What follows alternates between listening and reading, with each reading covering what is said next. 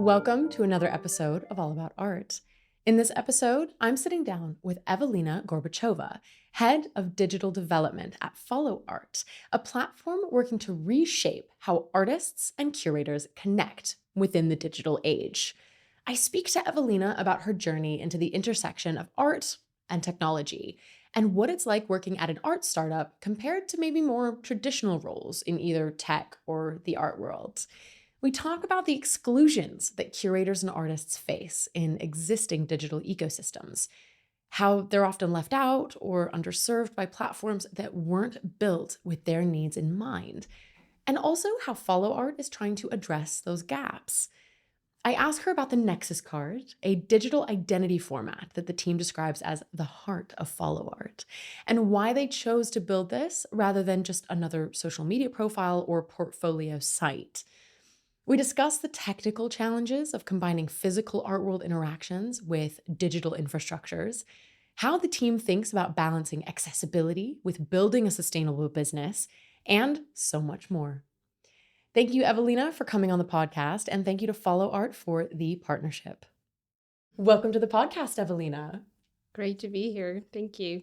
Can you start us off by telling me a little bit about your background and what initially drew you to this intersection of art and technology, and also a little bit of how you got to where you're working today?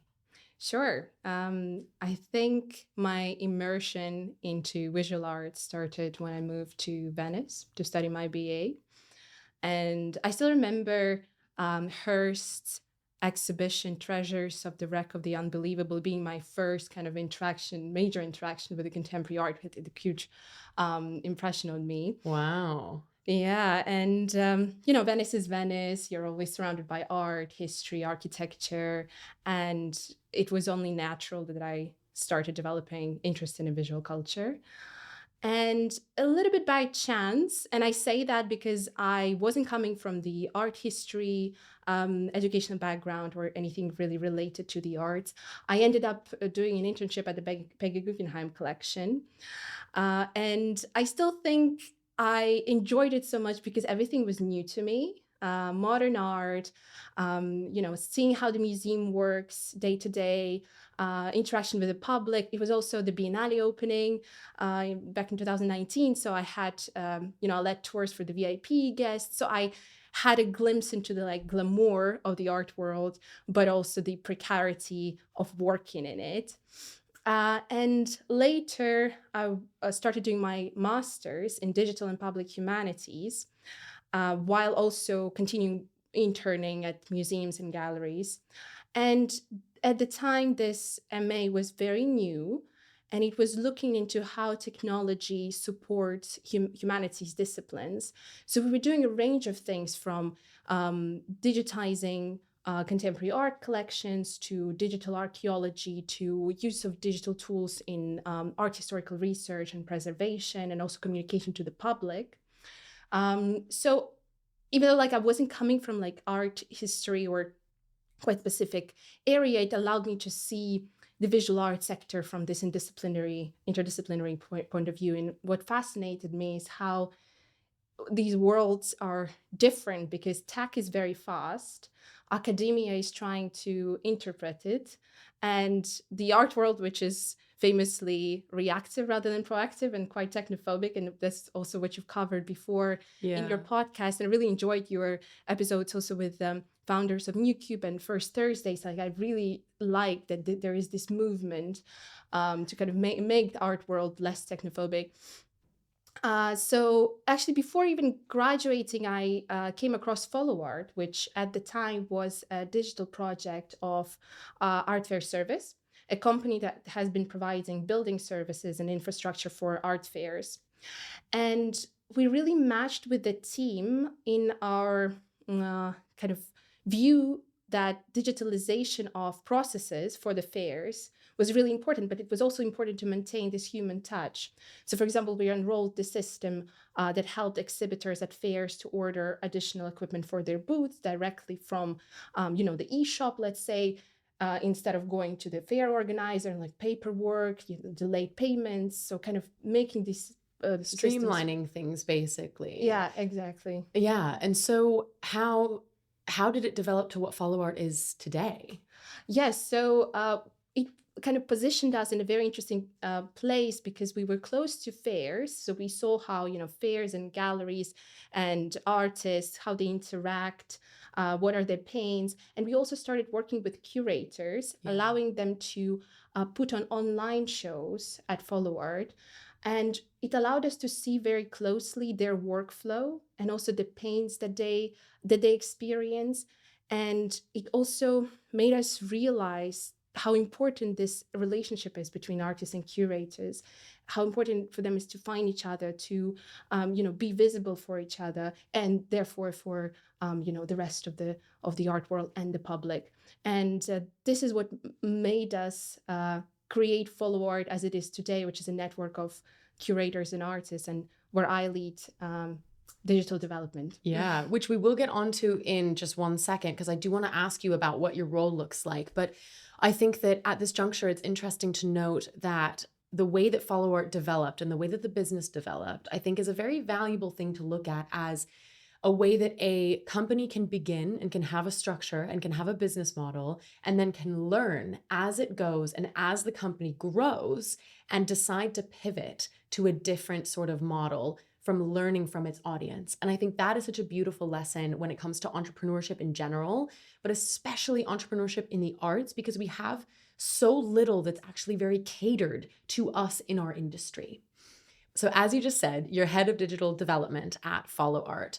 So what does that actually mean in the day-to-day? I'd love to hear what it's like working for a company that's at the intersection of art and tech versus maybe more traditional art world roles. Yes, sure. I think the difference is that in traditional roles, the processes are already quite established.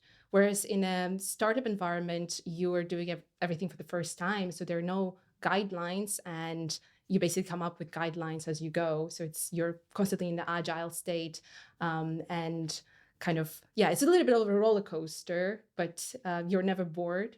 And for the past year and a half, my monthly monthly activities differed a lot. So, starting with the research to having interviews with users, to developing a product and being this bridge between the developers and the team, and product release, testing, participating in the marketing, strategy development, activations, growing partnerships, growing memberships.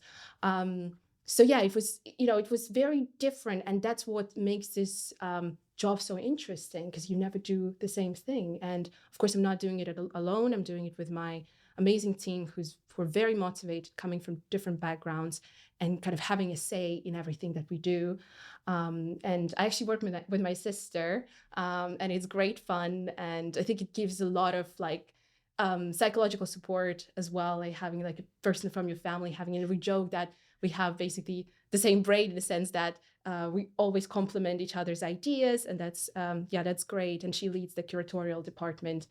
It's a very it's very, very value oriented project, and it's coming from the founder, who's an artist and entrepreneur, and he is behind the vision and value of Follow.Art, and we're all trying to fulfill it. And that's great. And you also get to see how different people work very close up. So from PR to developers to that's what working for small businesses is like. And I think working for smaller galleries or other, smaller enterprises in the arts, including startups, can be so wonderful, because you get to be really hands-on and you get to see, or you get to gain insights into all these different areas, because it all kind of overlaps because the team is so small, right? Yeah. And it's very different when you have a say in how company runs, and it applies to everyone.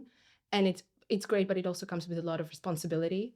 But for sure, professionally, you grow very fast, and you also get a thick skin very quickly. Yeah. I think I would love to ask you, and I'm kind of putting you on the spot here, but you talk about your sister who's more in curatorial, and you're on the side of digital development. I keep stuttering over the word digital, over digital development. And I wanted to ask you, sort of, when you look at your personality types, what do you think differs there? Because I think a lot of people in the art world think that being in the curatorial area is the ultimate goal, but actually different personality types suit different roles. And so I guess if you're a little bit more analytical or things like that, if you like strategy, and if you're very interested in the digital world, then I think your role would be more suited to someone who's interested in that versus someone who's more in the curatorial, which involves maybe a little bit more research, a little bit more of that sort of thing. So can you shed a little bit of light on that? And then I'll ask you the next question. Yes, of course. Yeah, you're completely right. I think Veronica is much more creative, that's for sure.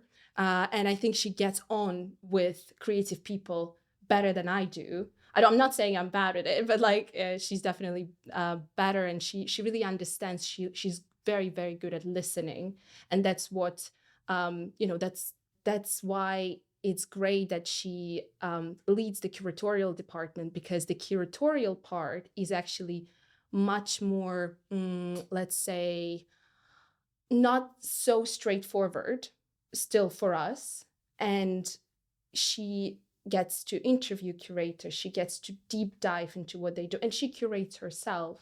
So yes, whereas when it comes to me, I think I'm much more kind of analytical and more structured, I'd say. I was thinking like it just sounds like the types of people who thrive in that little bit of chaos and that little bit of, because it means there's more agility, more flexibility, whereas other people like me, like you, we kind of thrive in more structured areas. And I understand that quite deeply. Yeah. Absolutely. And I think what's great is that at Follow.Art, we tried ourselves in quite different roles. And I think it's was very important to understand where we feel ourselves more comfortable and kind of complement each other. Yeah.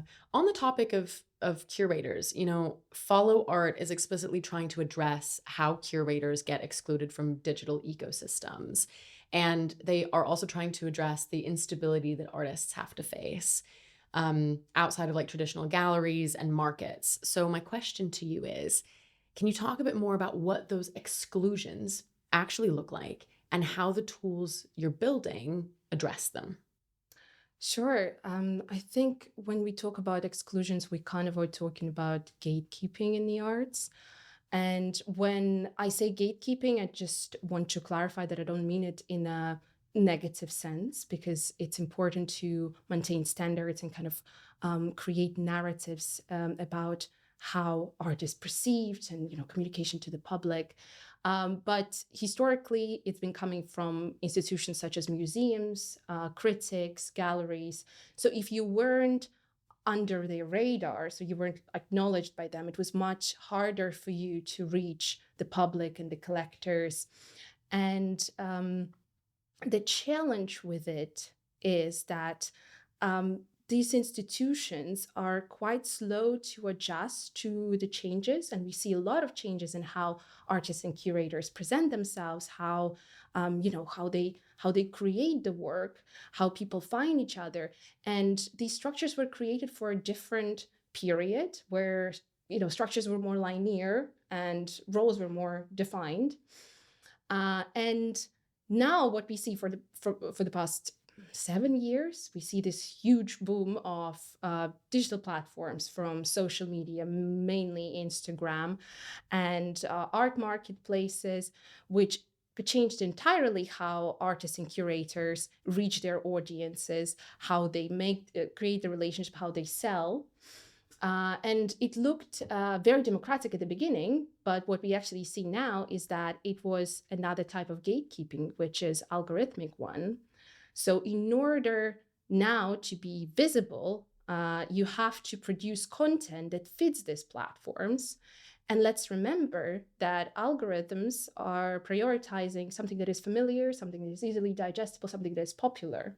And artists are the ones who challenge us, who produce, innovation that fill the time better than anyone else. Maybe even uncomfortable artworks, Yes, or exactly. things that don't look good when photographed for social media or photographed to be viewed on a small screen. Yes, precisely. So yeah, reducing them to algorithms is complete nonsense. And there is a risk, that artists and curators, and that's actually, people were talking about it already for some time, is that there is a risk that they will produce works that naturally fit, the content, and that will massively reduce diversity and kind of, again, this challenge.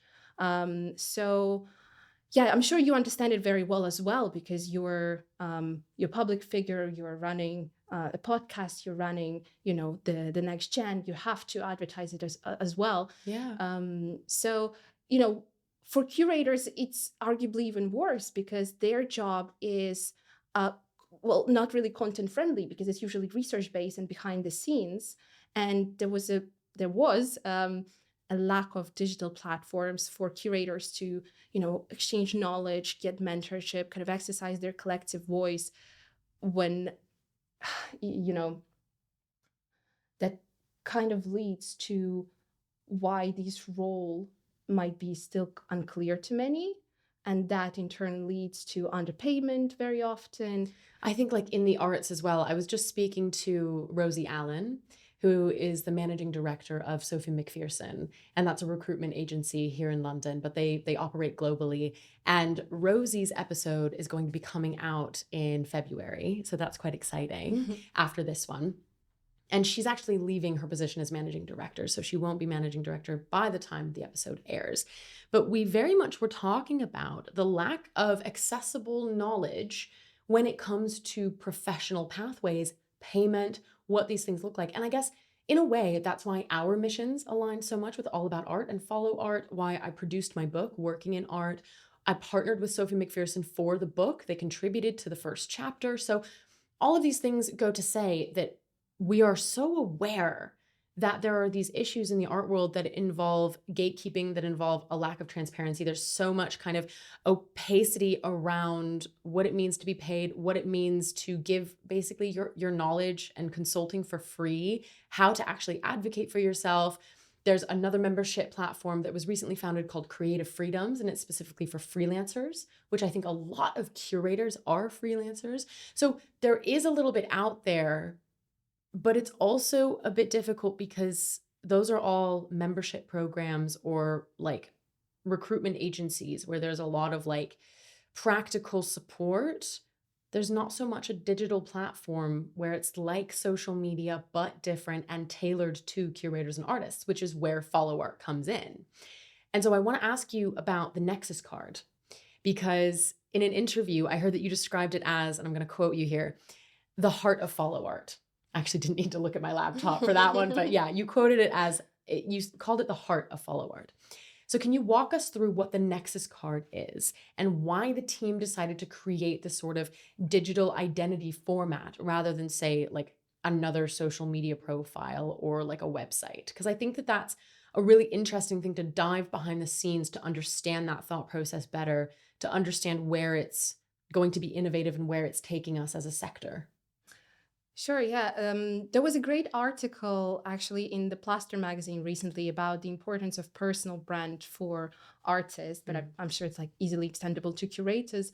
I love Plaster. Sorry, I just have to say I do love Plaster magazine. Like so good. Yeah, it's really good. And it wasn't like you need to create personal brand in a sense that you have to market yourself. It was more about that the art world of today is very crowded and oversaturated, and you have to position your practice very distinctively. You have to find your voice and how you present it, and it acts as a bat signal.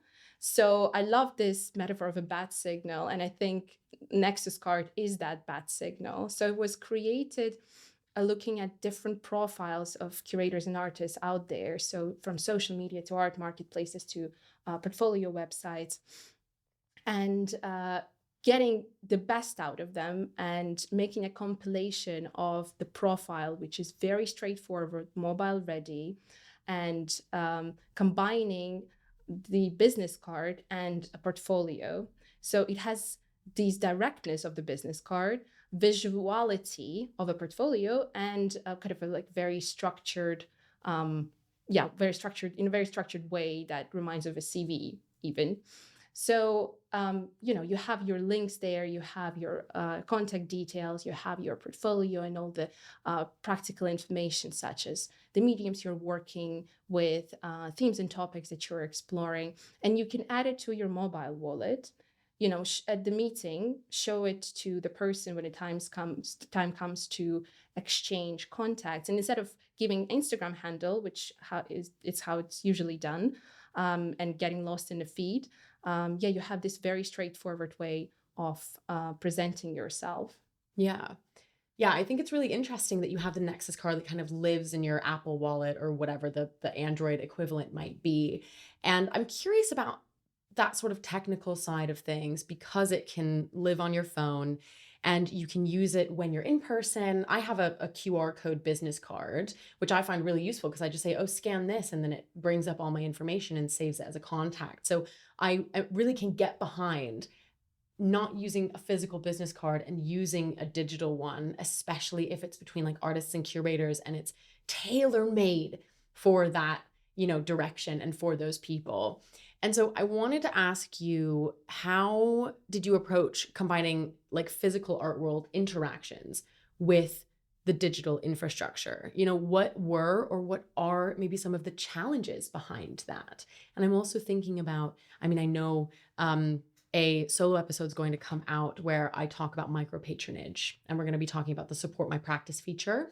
But I'm just thinking about like the in-person things and combining in-person and digital, because that is a really big factor when it comes to thinking about art, artists, curation, and experiencing all of that.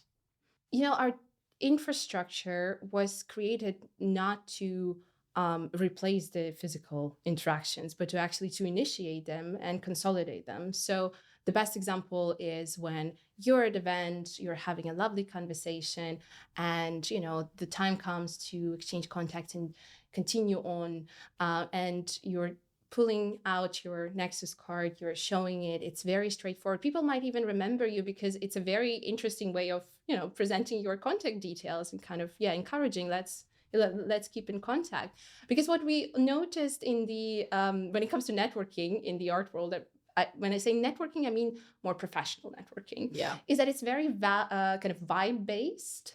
It's totally vibe based. Yeah, and yeah, I agree with that. It's good. It's great. It's just sometimes you think you're there is something that's going to come out of it, and another person might not, and the next morning you're like, oh well, I'm not sure what happened there. So a little bit of structure never hurts. We actually hosted a few workshops specifically on this topic, and it was very well received. I think it's very important to talk about things that are on the surface, but it's kind of still mystical. You have to know certain codes.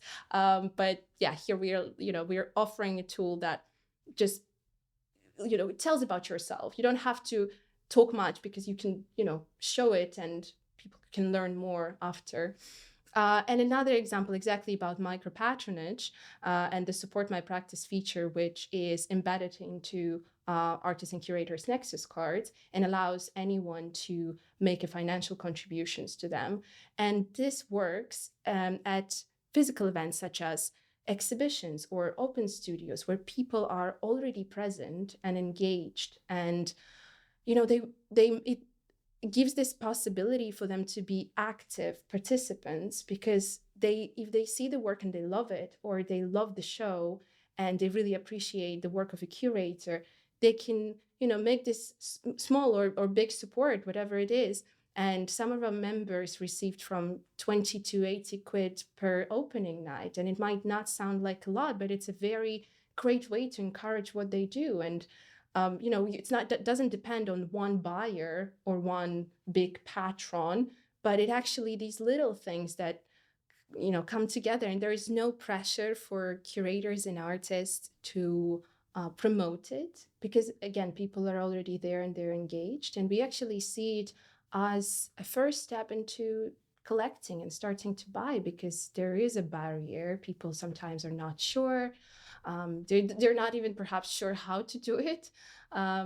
So if a person already done a contribution, they are already involved in the artists' lives. And we see also from the reports recently that younger generation of collectors, they want to be more present in artists or curators, day-to-day activities, and they want to support them beyond the sales. So coming back to your question about challenges, I think the biggest challenge is to reduce this friction between digital and physical, and make sure that the digital complements and kind of fulfills the physical experience rather than interrupting it. Yeah, it's a support, and it's built to support the infrastructure that we already know works really well, which is that kind of meeting in person, interacting with art in person, being passionate about art together, that sort of thing, which I understand and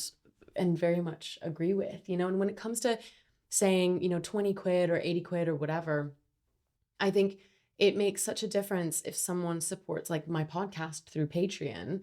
I have a £1 tier, and then I have a £30 tier, and like I have a bunch of tiers in between depending on what people want to do. And if everyone who listens to the podcast got the £1 tier, that's £1 a month, I'd be able to easily sustain the podcast and pay myself, and I wouldn't have to worry as much as I do about getting income streams from elsewhere, because I don't really produce this podcast in a way that like generates a lot of revenue or anything like that.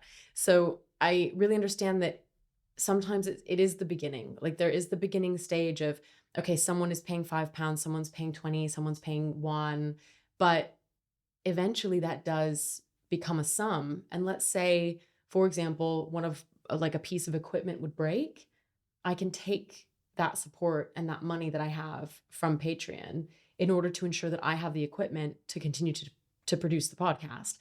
And I guess it's very similar, like all the research and the writing and the efforts, and of course the artistic creation that goes into exhibitions that the public can access for free is then appreciated and supported financially for the work that people are doing, which I think we already do too much free labor in the arts anyway. So even though 20 quid, 80 quid, right now doesn't sound like a lot, it's a movement. It's a mindset shift as well, which I think is a very important one to acknowledge. And what I also find great is that the Nexus card is free, and then you can also subscribe to the pro version for more features. And so on the topic of accessibility, I kind of want to know how the team balances the aspect of accessibility for artists and curators, but with also the reality of needing to meet your, like business's financial needs and like creating a sustainable business model. And I'm also speaking as someone who is running a relatively new business with NextGen. We're 1 year in, and I'm always thinking about how to do this with membership prices, wanting to be accessible to people, knowing that people within the first 5 years of their career might not be able to afford XYZ, but also thinking, okay, but I need this to be able to sustain the business and be able to like do things properly as a business. So yeah, could you shed a little bit more light on that? No, of course, absolutely. And you understand it very well, this need of balancing. So when it comes to us, we are committed to keeping basic version of the Nexus card free for any artist and curator, no matter where they are in their creative path. And because we believe that, every artist and curator should have access to the straightforward presentation tools that are not run on algorithms. But in order to sustain the custom-made infrastructure that we've built, we have a membership where there are extra features that come with a Nexus card, such as support my practice, a more full portfolio, and studio booking, and more features that we are going to release. So, if you want to delve a little bit deeper, then you're welcome to do so. And it comes with a very affordable monthly subscription. But the baseline is that Nexus card and Follow.Art is for any artist and curator. And now I think it's important here because we know how important for people in the arts, who are, where they're being placed with. So there is this, kind of people are quite careful. which makes sense. They are, because reputation Yes. is very important in this industry. I don't know what it's like in other industries, to be fair. Like, I shouldn't be like, it's very important in this industry, but I've never had really much work experience in any other industry. But I think in speaking to people who work in other industries that aren't the creative sector, I think that our sector is very particular, at least in London, at least in the UK, how in the ways that reputation and who you're seen with, who you're working with, who you're collabing with is very important. And I think it's probably everywhere. I think it's in the US as well, or in mainland Europe. I think, yeah, that's a great point about it's perhaps a thing of the creative industries, actually, that I've never maybe in writing as well. I don't know. I count that within it.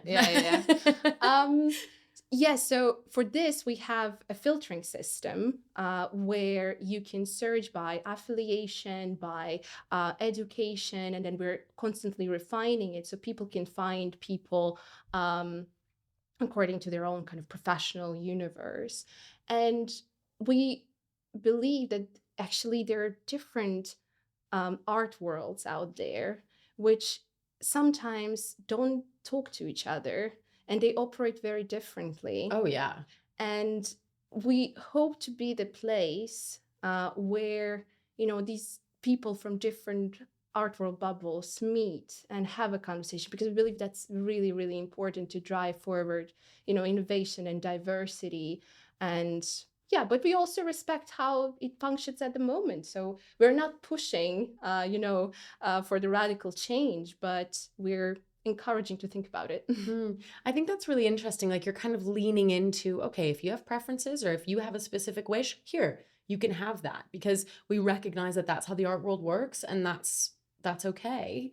At the same time, here, maybe think about this other thing and try and open your mind to this, or learn more about this side of things.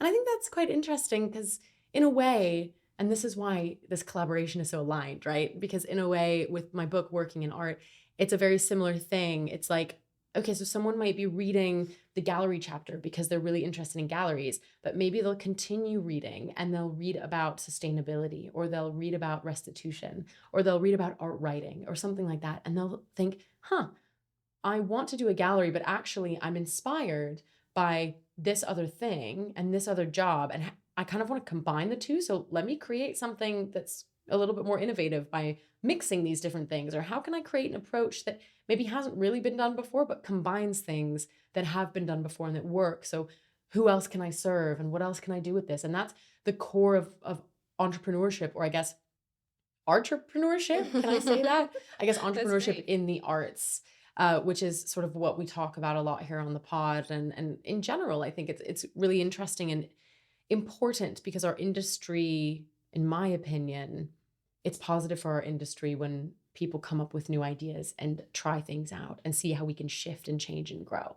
Absolutely. Yeah. Connecting the dots, kind of being not being too deep into what you do and kind of ignoring what's happening in other parts of the art world. I think, yeah, that's always super refreshing. And that it also, I think it makes the job more interesting, just to be more interested in how other actors operate. Yeah. And I guess that kind of brings us to the connectory, which is sort of the penultimate thing that I want to talk about, which, as you mentioned earlier, it doesn't involve algorithms or advertising.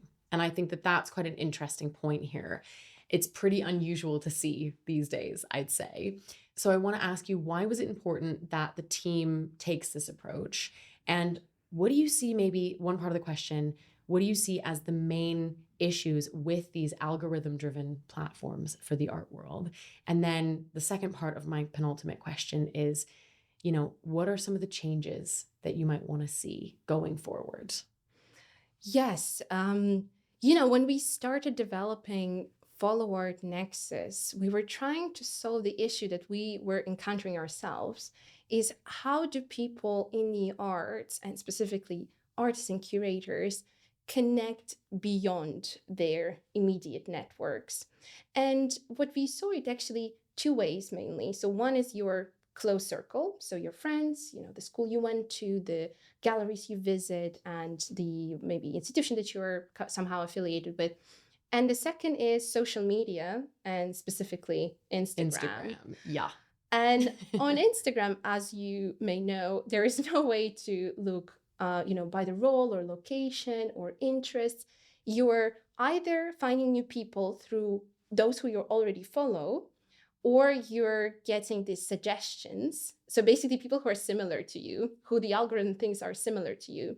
So basically, you're still operating within the same bubble. And the risk again is that if everyone is going to be, hanging out with the people, with like-minded people, and probably coming from the similar background, there's just going to be a massive reduction of diversity and innovation, therefore. So the connectory was created as like, very simple yellow pages. So it's a database of artists and curators where you can search by for other people with filters like location, media, themes and topics, languages, educational institution affiliation, things like that. And it's I see it as a breath of fresh air in this algorithmic world where everything is done for quick clicks, attention, sales. So here we make it more kind of intentional rather than random. So for example, say you're a curator based in Prague and you're very interested in what's happening in the contemporary art in Morocco. So you search for artists and curators who are based there, and perhaps you're specifically interested in works about spirituality or ecology. So you can even filter based on that. And you find people there, you reach out to them. People love sharing, especially about their culture and their environment. And, you can learn more information. You can meet with them. When you come there, they're going to show you around, because let's remember, creative people, like, they know the best places in cities. Like, Google could never. But that reminds me of when I went to Rome, actually, earlier in 2025, when I was researching for the book. And I was like, I want to go and find galleries. Of course, I want to go see like museums and different exhibitions, but what are some cool contemporary art galleries? Google did not give me anything. I was like, why is there nothing on here? And then I had to ask a couple of people, and then I got very, very good high quality answers of like who to go see. And then I also like found out about some galleries when I was at Lista in Basel, and I came across this like a gallery based in Rome, and I was like, Google didn't even show you to me when I was looking for art galleries. What the heck? So yeah, I Google could never, really, truly. Exactly. I agree. And I have to say Instagram either, because what are you going to go and like write on Instagram, Rome galleries, hashtag? I don't know. It just gives you like a bunch of random stuff. It's not a search engine. Yeah. It's not a search engine. It's not like built for that. And it's purely that sort of social media thing. It didn't start off as a professional tool either, but it's become one for the art world because it's such a visual platform, right? And as you say, it's incredibly saturated, and there's so much going on with the emergence of TikTok and how Instagram is kind of following that. Social media is such a fraught area nowadays, and there's a level of unhealthy sort of relationships that we build with it when we look at people and feel like, I mean, FOMO is a term thrown around quite often, the fear of missing out, but also comparison, to compare yourself with someone else's highlight reel that they've put on social media. Nobody is going to show, and I'm going on a tangent here, so I apologize, but no one's going to show when they're like laying in bed exhausted, feeling like they don't want to get up because they've overworked themselves, because they're doing a bunch of unpaid work, and then they have to do the paid jobs that they need to do because they're balancing, as an artist, a studio practice and a side gig and some freelance work. And same with curators. Like, sure, I'm going to curate this show and I'm going to stay up until 3 a.m. painting the walls, and then I'm going to go to my full-time job because I'm trying to pay my rent and build a career, but I'm not able to get paid yet for what I do. And I say I'm using like first person, but I know that a lot of people have felt this way, working 4 days a week, trying to work a fifth on the side to build their creative practice. So yeah, going off on that tangent, coming back to what it means to have a connectory, to what it means to have that sort of resource, is really valuable. Is this something that's more like how globally geographic is this? It's global. So we are open for anyone, any artist and curator from wherever they can come from. And yeah, just commenting on what you just said, I feel like everyone is quite exhausted, and exactly, like you have to do a double job. You have to promote yourself and do the content that actually is not you, is what the algorithm asks you to do, and at the same time you don't have enough perhaps time or energy to dedicate to your practice.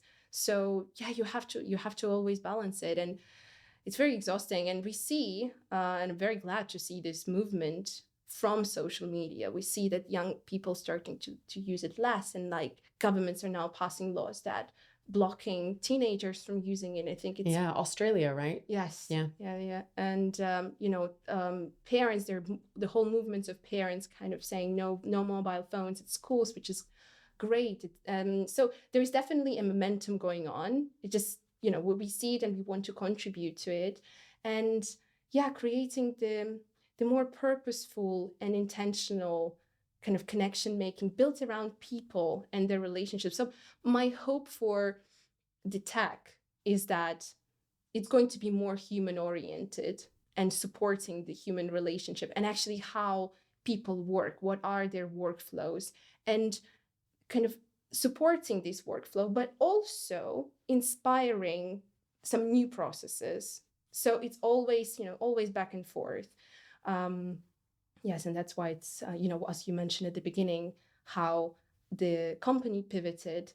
It's always the case. You always have to listen to to your members and to see the broader kind of ecosystem, because you also have to anticipate what's going to happen, not now or not even in a year, but in 3 years, in 5 years, and being ready for that. And it is challenging, of course, because you have this idea which might be huge in 5 years, but it's not now. But it's super exciting, and yes. Yeah, I think just on that note of what you said, something really struck a chord with me, and it's about how sometimes you're so exhausted with having to try and market yourself that you don't have time for your own practice. And in a way, I feel like we live in this society where our image of ourselves becomes the main practice, and that's incredibly problematic because we do lose that substance behind what we're actually doing. And I think that that is something that I have fallen into the trap of every once in a while, where I thought I need to create output, I need to get things out, and then I recognized that I wasn't having fun creating these things because I couldn't take time to actually do the research or write the stuff or, do all of this. And then I felt really overworked, and I wasn't actually having fun with it because I felt like a machine that needed to produce and needed to put out content. And I would go to these different places thinking that I'm trying to build an audience, but I wasn't actually having fun. And I felt the pressure to do that because of like my book coming out, because of the wanting to get a bigger audience for the podcast.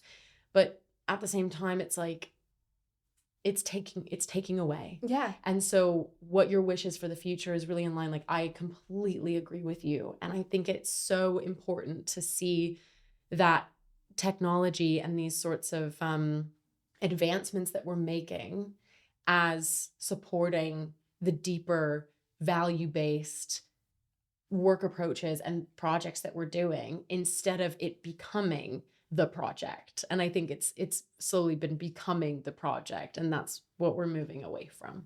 Yeah. I really love that. Evelina, to round off the episode, I love to ask all of my guests this question on the podcast. If you could have dinner with one artist from art history, who would it be and why?